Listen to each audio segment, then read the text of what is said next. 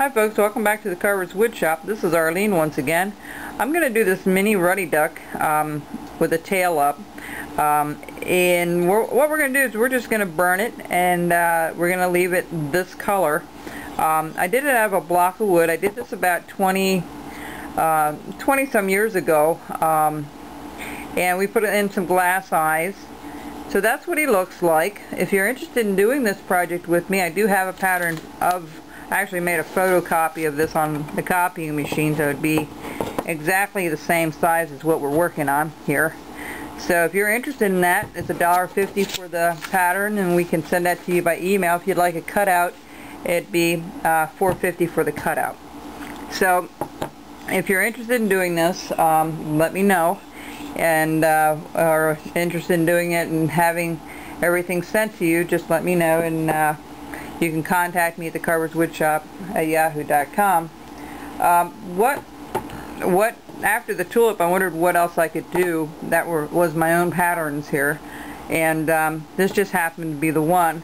So we're going to start carving him. First thing we need to do is, because we have a top view of where it should be and where his tail should be, we're going to mark off where his tail should be. First of all, we're going to do the center line down the center like we always did before.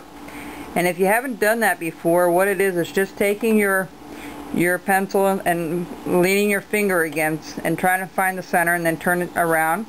Okay, we got to go out a little further. That should be about it there. And a little further. That's our center line right there. So we're going to go all the way around our Ruddy Duck. It's going to be really important to keep that center line there, because that's going to be a reference point when we carve. I just got a boatload of wood here today. My folks called me that was down at the farm, and it was so heavy I needed a cart to move it. I bought quite a bit of wood to do these projects, and you know, if I do cutouts and stuff for you folks. So I'm well supplied with wood right now. So that should be pretty interesting. Okay, so we did a reference point all the way around, just like so. And the other thing we've got to do is we're going to do this right here. We're going to do this one and this side. I'm sorry, this side. Just a line like that, okay? And then for the top of the head, as you can see, the cheeks are going to be wider than the top of the head. So what we need to do is we need to just maybe chop off.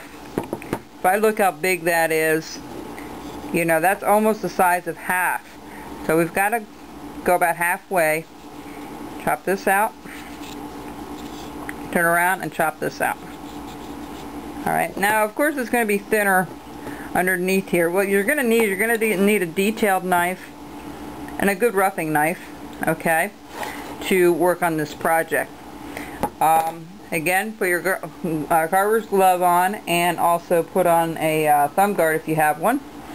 And let's get started. So what we're going to do first is we're going to cut these two sections out first. Okay, so that's our first project for this. We're going to use the other knife here, and we're going to put a stop cut, and a stop cut is simply making a line across with your knife and then cutting it out like so. Okay, so we're going to cut all this out up to this line. So once we get that done, you can do that offline, okay, that side and that side.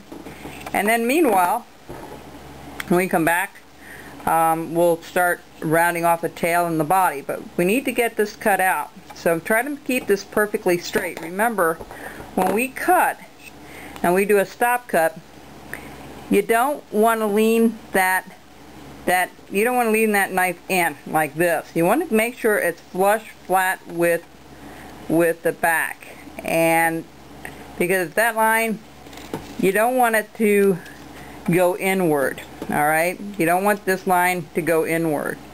Alright, so go ahead and we'll get offline here, and then I'll let you guys catch up and we'll be back.